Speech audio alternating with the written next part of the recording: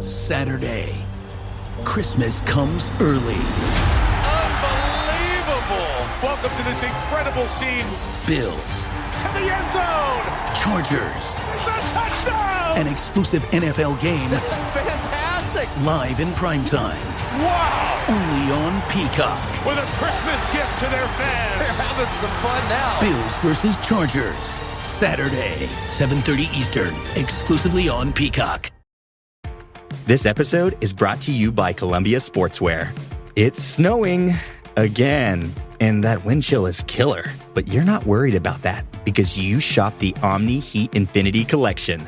It's warmth perfected with tiny gold dots that reflect your body heat inside and protect you from the cold outside. No snow or chilly temps can stop you now. Go out anyway. Shop the Omni Heat Infinity Collection now at Columbia.com/infinity. Reboot your credit card with Apple Card, the credit card created by Apple. It gives you unlimited daily cash back that you can now choose to grow in a high-yield savings account that's built right into the Wallet app. Apply for Apple Card now in the Wallet app on iPhone and start growing your daily cash with savings today. Apple Card subject to credit approval. Savings is available to Apple Card owners subject to eligibility requirements. Savings accounts provided by Goldman Sachs Bank USA. Member FDIC. Terms apply. The holidays are a time to feel and create joy. And what could be more joyous than the look on her face as she unwraps a stunning new jewelry piece from Blue Nile? How about getting 50% off your purchase? Blue Nile offers premium quality, priced below traditional retail. Their online experts are available 24/7 to answer any questions and make sure you've picked the perfect gift. For a limited time, you can get 50% off at BlueNile.com. That's 50% off at BlueNile.com.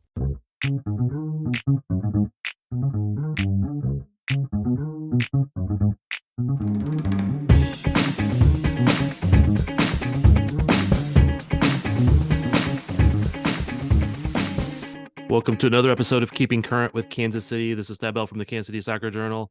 With me, I have Daniel Sperry, who is quietly hiding from his family. And just kidding, his daughter's asleep. Wow. Quietly hiding from my family, aka trying not to wake up my daughter. And we are in a new house / apartment / digs, whatever you want to call it. And the proximity of my desk space to my daughter's bedroom is too close because you all know I'm going to go on a hot rant at the moment. So I think it's very possible. All right. So it's kind of funny because earlier today we were both at Sporting Kansas City. We were standing out in the parking lot talking about the Kansas City Current and doing a pod and protection lists. And on the top 2 players of both of our list of who we were going to protect, it wasn't 10 minutes later you're texting me like, well, that got blown up. Yeah, it might have been like 20 minutes or so. Man, I stopped and got gas, and it was by the time I got back in the car, you had already texted me. So yeah. I went and I drove through the Freddy's that's outside Sporting's facility to grab some food on my way back to work, and I got that email in the inbox, and it was like, what is happening? So to clarify, Alex Loera has been traded to Bay FC for draft protection and 175,000 175 in allocation money, which so let's say this: Orlando Pride have already traded to both teams for protection in the expansion draft. They're completely protected. No one else is getting taken off their roster. They traded away 1 player and 2 first-round draft picks that they held to Bay FC, and they received, and it's like, I think total they received $130,000 in allocation money. The Current arguably could not be done with their business yet, and they've already received more than that in exchange for a much.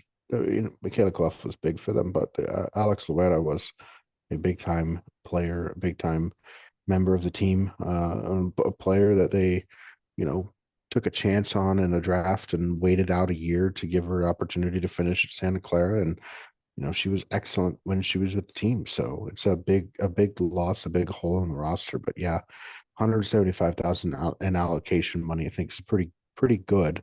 considering she was a 4th-round draft pick in 2021. They had to take the chance on her on a year away from the club of her not developing.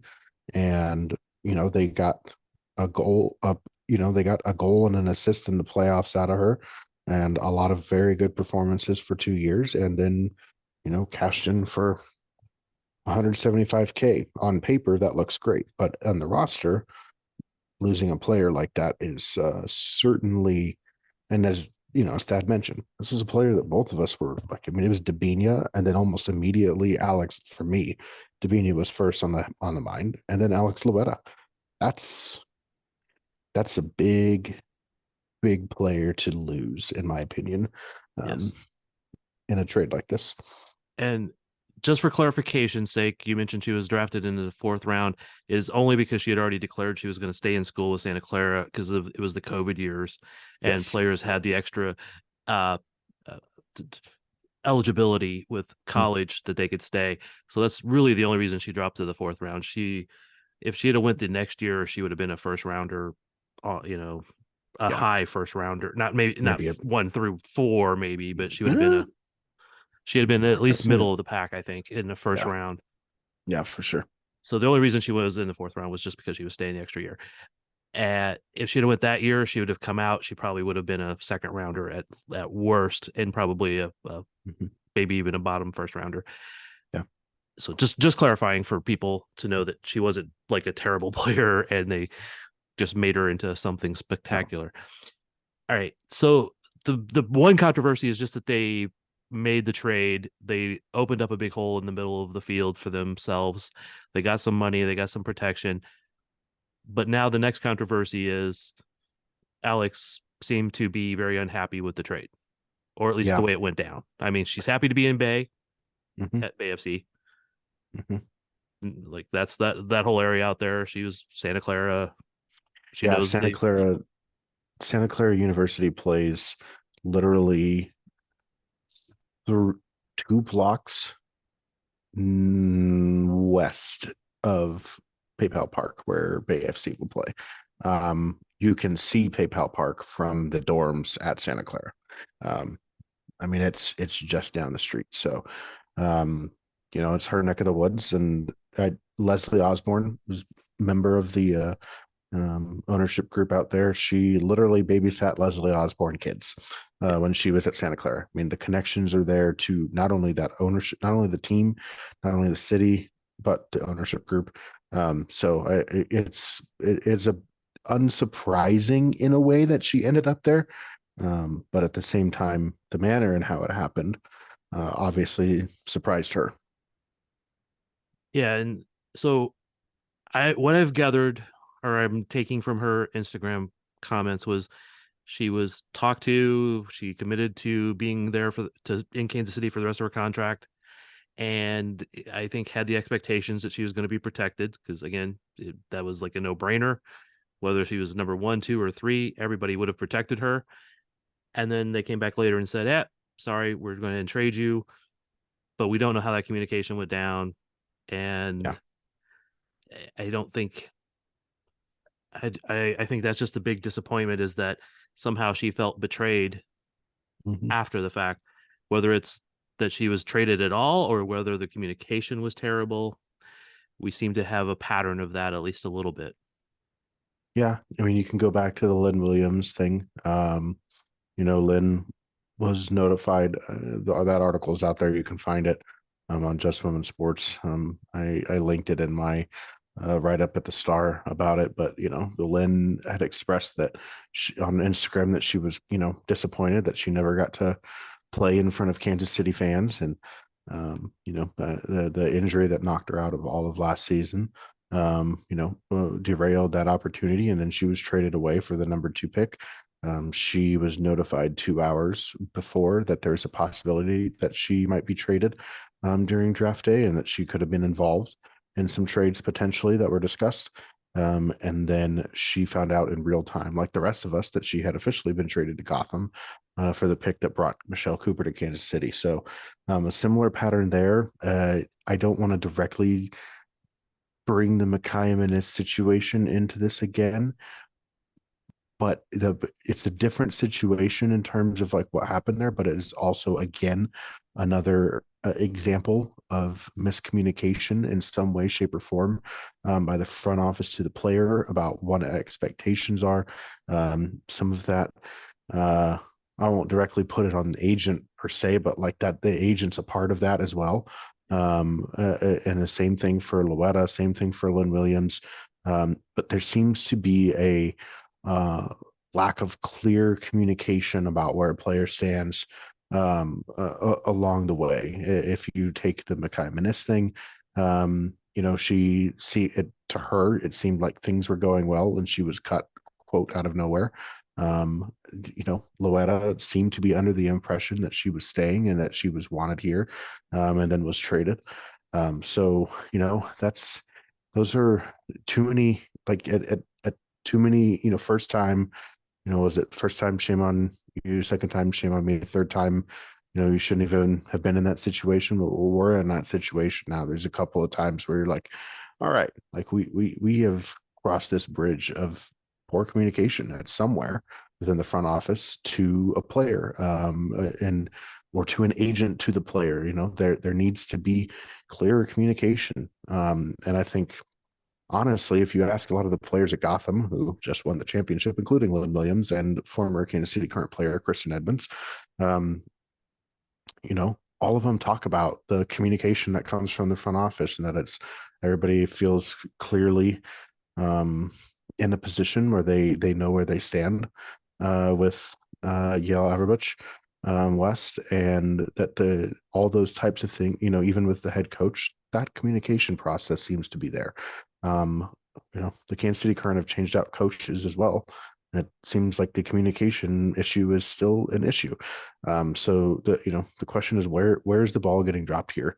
Because at some point, this is a business, right? We get it. Players can be traded. If you don't have a no trade clause, you should be under the assumption that you could probably be moved at any time if the right offer came for you to another place. But at the same time, there's not enough communication about the standing to these players that I think is a basic level of communication that should be communicated from the front office to the player. Yeah, I want to go back to the Lynn Williams thing for a second. If I remember, it initially came out that she wasn't asked if she wanted to be traded. They actually did go to her and say, we would like to, potentially trade you. She said no. She got mad, called them back and said, yeah, trade me if you want.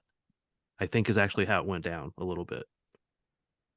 So again, she was expected to be a big part of the team. And then they said, yeah, we want to make a move and you're part of it. So I just, again, it's how that's communicated. Mm-hmm. It's, again, one instance is okay. Yeah, maybe there's just a little thing that could have been better, or maybe the players more sensitive than we would want them to be. A second thing, and then a third thing. And honestly, I don't know if there's been more, and we just don't know about them. Yeah, and all this, obviously there's a lot more that we originally wanted to get to on this podcast, but for a club that puts a lot of money investment into being a player first, it'd be really nice to see the mouth part of it line up in the actions that take place. Does that make sense? It makes sense, but when you say they put a lot of money into being a player first organization, I mean, they built the training center, which is great. Mm-hmm. At the time, no team had. Right. And so fear if you have. Is that a player first thing, or is that a competitive advantage thing? And then not a player. You know what I mean? It could be both. Yes. Well, it's both it's both, and the training center is both. The stadium is much more so a competitive advantage, just in the ability to generate your own revenue and not have to revenue share with sporting and not have to deal with dates. And they're people that you don't pay to manage your stadium, managing a stadium that you're supposed to play in all the time. Teams micromanage the size of the field, or how long the grass is based on their opponents that they're bringing into town, or how much they water the pitch, throughout the game and stuff, or at halftime and all those things. That's micromanaged by every single professional team, and like the Current If you're not in a stadium that's your own, you don't get to manage that as much. And so, sure, the stadium more competitive and recruiting advantage. The facility, I think, is twofold because you've invested in something that the players are going to be spending a majority of their time in, and invested in a building that caters to them, both with food and in reality. But like that, it's more of like it, they want to walk the walk, but I want to see the organization back up the talk as well, because it doesn't feel like they walk the talk at times. And they walk the walk in the investment sense, and in even the marketing sense, that their players are very well marketed by the team. I think in their personalities, especially, I think the team does a good job of helping bring out their personalities and who they are. But I want, this is where the ball is being dropped, and this is where, this isn't just Thad and I. This is a significant amount of fans that have expressed this at this point, that they are, sad to see players talk this way about their experience with the current, because all that competitive advantage that the training center, the stadium, all this other stuff goes out the window if you develop a reputation for not respecting your players. Mm-hmm. Whether it's earned, whether it's justified. I mean, every one of these situations, I could make a case for both sides of it, that, hey, mm-hmm. I understand. It was blown out of proportion. It's pro sports. It sucks. I've been part of organizations that could tell me to pick up and move tomorrow. And I know that's not the average everyday job, but I've been part of those organizations and it sucks. But I think that life is changing, and the NWSL wants to portray themselves as being different than those leagues that, we're just going to send you wherever, whenever. And the current talk that talk. So they need to, like you said, walk the talk. They need to show that, because otherwise they're going to have a reputation. And now you're like, oh, well, yeah, we could go to where there's a nice, pretty stadium. It's got a great view of a bridge, but hey, they might screw me tomorrow. Maybe I'll go somewhere else. Yeah, for sure. Well, originally this podcast was supposed to be us building our expansion protection list in the event that someone was picked. Now, obviously, the rules are that AFC, because Sporting, the current, traded for expansion draft protection. It's been too much overlap these last few days. Because of the expansion draft and the way that protection works, AFC will not have to select a player from the current. The current will only name 9 players as their protected list. They can still have 2 players taken from Utah, though, by Utah. They could. That is a possibility. However, there's also the opportunity to do a further trade with Utah. Which would not surprise me. It would not surprise me. I will say, based on attempted conversations both there and elsewhere, it doesn't seem like there is anything close to being in the works yet, but they have until they have a month really to do that. But doesn't sound like that conversation line has been opened with Utah just quite yet. I think there's at least been conversations, but I also think that there's a slightly more likely to be a conversation because the coach being Amy Rodriguez, knowing Vlaco very well. And yes, what? They've worked together before? I think she had her best club years with Vlaco as her coach, but so I do think that's a possibility in that regard. I'm not sure how I would have ruled Loera out as the potential trade bait, but I mean, what would you send to be protected and then just have this all done?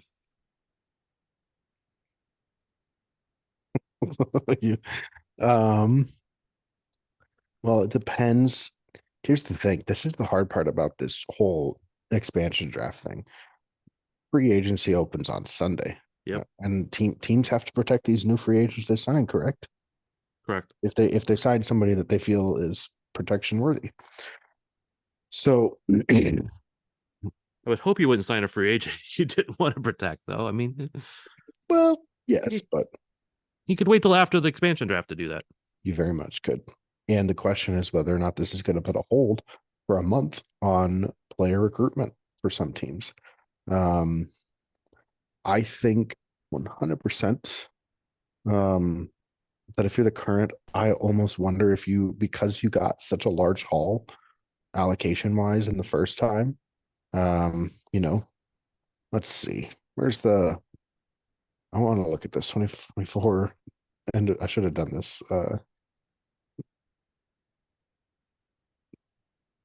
Yourself draft order. Okay.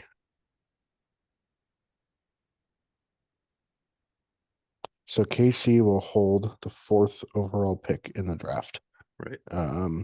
Orlando traded the 8th pick, and I believe another one. They traded 8 and 10.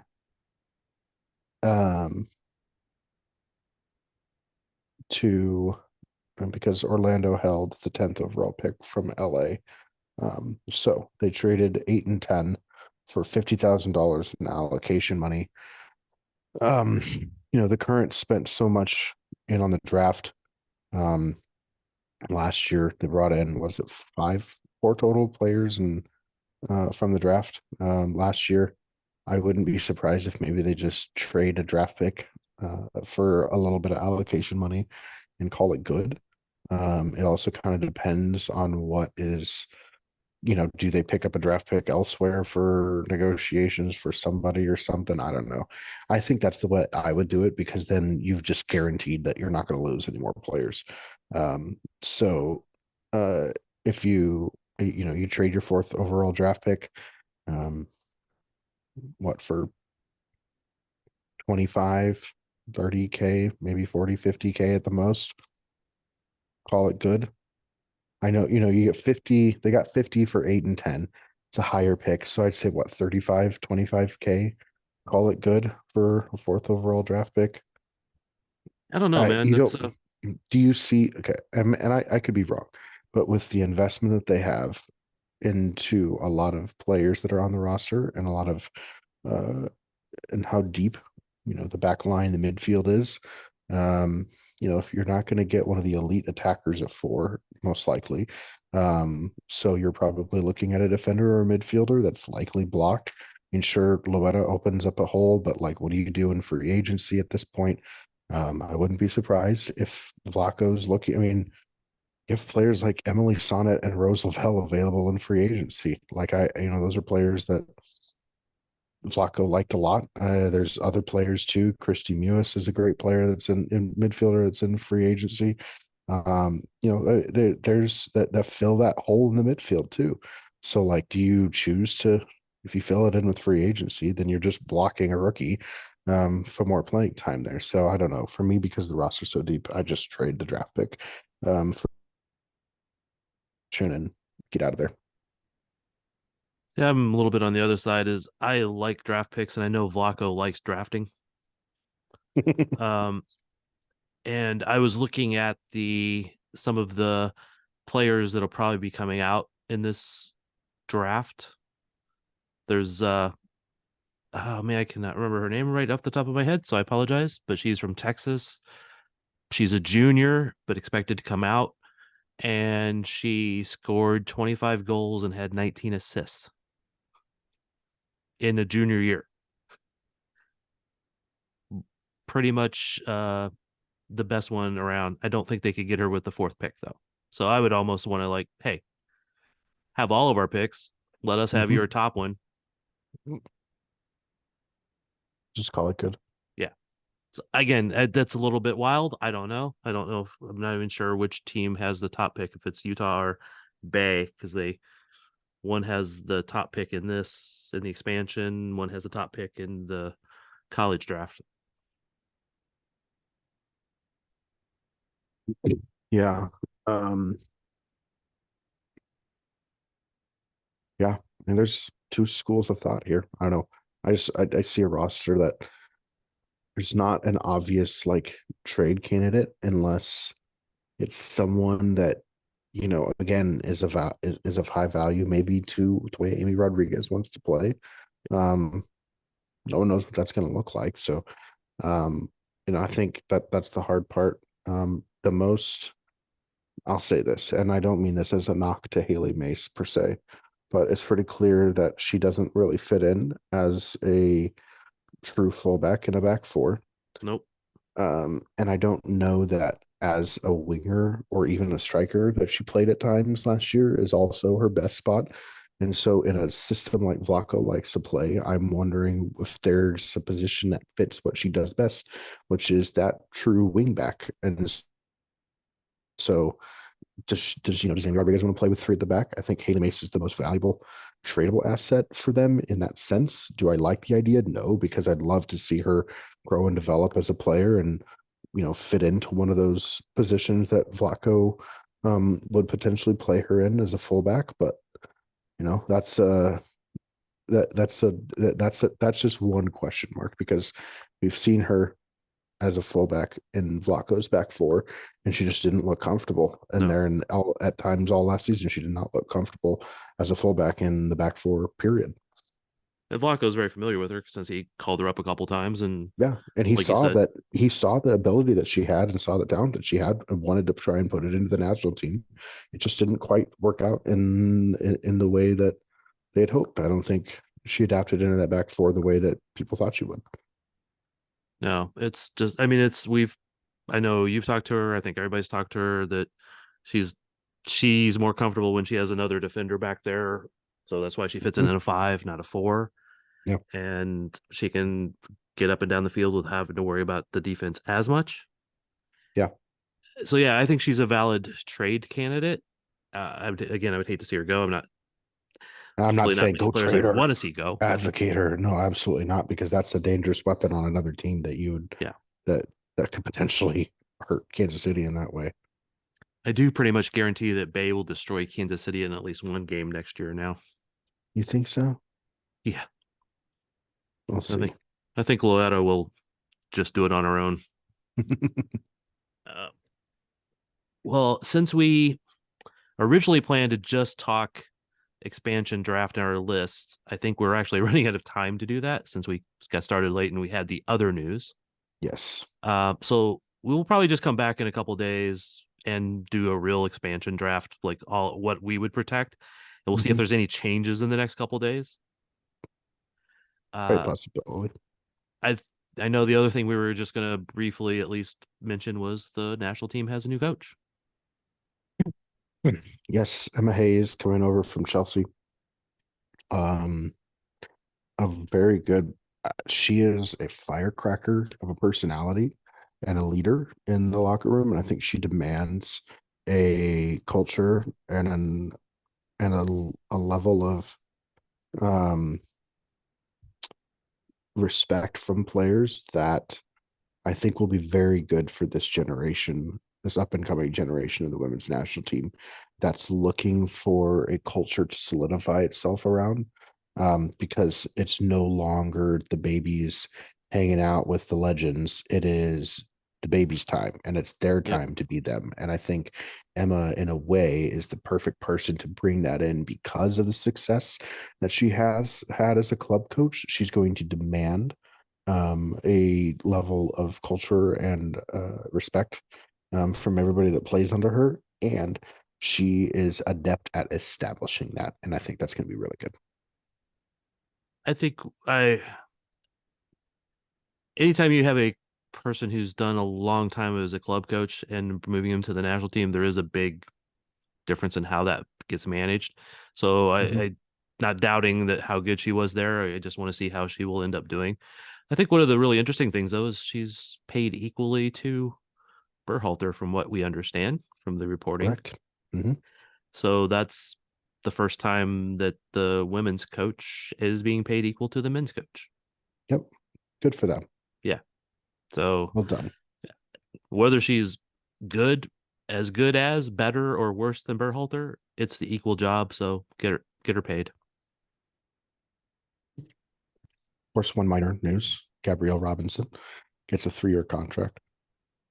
She'll be here hopefully through 2026. Although you've seen other very good defensive midfielder and defender combo players that, signed a 3-year contract after their breakout rookie season and go elsewhere. Hopefully that doesn't happen for Gabrielle, but yes, 2026, she was a very good prospect this year.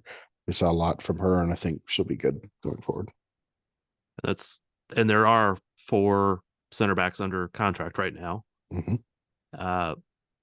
With Stina, Lauren, Ebal, and Gabrielle. Correct. Mm-hmm. Gabrielle.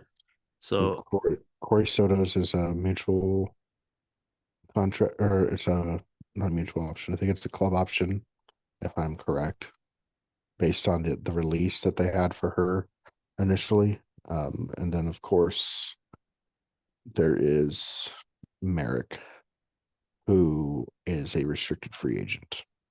Yeah, I like Merrick if she's as a true center back, no, but as a 3-back center back kind of thing, yes. But yeah, or more as an outside back. But Soto, I mean, again, Soto's one that came in and did well considering that she was next to another rookie, and I think they actually worked pretty well. And again, that was with when they didn't have a real D mid in front of them for a lot of that time too. So, yep, very complicated year last year. So yeah, center backs are at least one that they could afford to lose one if they did have to. Yeah. But I think we'll come back with that a little bit more. But I'm really happy to have Gabby back. For sure. I think we're out of time, man. Sorry. Oh, it's okay. I'll shut up now. Everyone will be grateful for it. Yep. Appreciate it, man. Good talking to you. We'll talk again soon. And we're out.